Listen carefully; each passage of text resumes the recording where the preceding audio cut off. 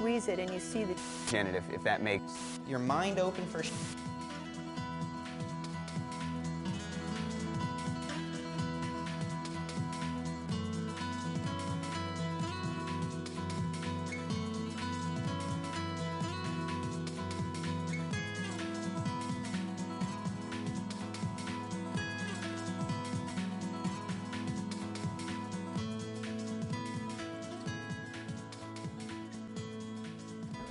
All right, so you want to do Gary's pairing first, the one that Gary poured for you. Taste the wine, the food, the wine, and then he will give you a guided tour. This wine was chosen for a couple reasons. Prosciutto mellow is an interesting little thing, you know, like the sugar and the meat, and so you got the yin and the yang thing going on. I really wanted to come something that was aromatically outstanding, and I hope you agree that this brings the thunder on that level. I mean, I think it's extremely perfumey. It's got, you know, like a little bit of like that dandelion kind of thing going on. When it goes into the palate, I think you'll notice dramatic acidity, cut through acidity. And I wanted to cut through the meat. And then what happens is, what you're left with is the melon colliding and integrating with the floral aspects. What I think you'll notice about this wine is that it's not flabby and boring. And a lot of white wines are just bleh. They're just like, they almost taste like honey. They're just kind of basic. And I think, you know, the minerality of this wine gives it charisma. I kind of call it seashell. And so I'm really hoping you enjoy this one more than you picked my last one. Thank you. So wine number 2. Taste the wine, food, wine again. Very different ideas here. Very different. I was just telling Gary, I love his pairing with the with this dish. I thought it was I think both the food and the wine are made better by what he did there. And to me that's textbook. Thank you. That was great. Highlighting the certain aspects of the prosciutto became an interesting aspect of this pairing because the prosciutto all of a sudden wasn't just about the salty. It was now to me I got this weird sort of backbone of minerality almost coming out of both the prosciutto and the wine.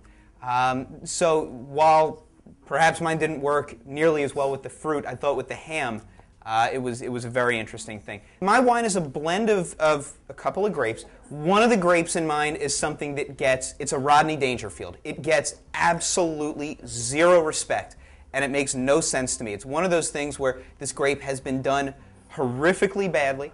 For a long time, this grape has been abused. It doesn't have to be. There's some great stuff being made from this, and I think that this is a good example of a wine that is predominantly this grape variety that's not very expensive because you can pay a lot for some of the upper echelons of this grape. It's not very expensive at all. In fact, it's one of my cheaper wines tonight, and yet it still has that sense of elegance and interest that a lot of the ones that are catching all that flack just don't. So for me, there's a great learning opportunity here too.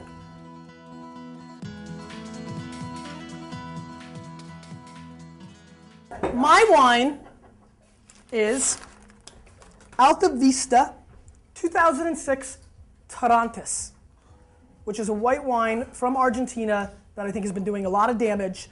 I'm very high on this grape varietal. If you drink stinking Pinot Grigio, oh, Gary! You need to. I'm just setting him up. But if you like crisp wines, if you've done the Pinot Grigio thing, if you've done the Sauvignon Blanc from New Zealand thing, this is a great product, very well priced in the market. You can get high quality Torrontes for $7 to $12. And you know, I'm just a big fan of this grape variety. How many people here have never had a Torrontes before? Raise your hand. Very cool. And of the four, well, actually I can't ask now, right? We'll ask later, but I'm glad. I mean, that's what it's all about. That makes me happy that the four of you were able to experience a new grape varietal. And I think it's one that's making a lot of noise over the last 12 to 18 months. I'm a big believer in giving wines a second chance. The primary grape varietal of mine, and this is the Masi Masianco Pinot Grigio-Verduzzo blend. You know, Cavite, Ecodemani, that is to Pinot Grigio as Yellowtail is to Shiraz. there's a lot more out there. And there's a lot more nuance. There's a lot more value to be had. You know, if you're into the Yellowtail Shiraz Reserve, because if you're feeling fancy, I guarantee I can find you a better Shiraz for $3 to $4 less money.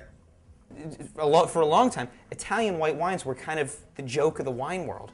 But I will put a Pinot Bianco from Alto Adige up against any other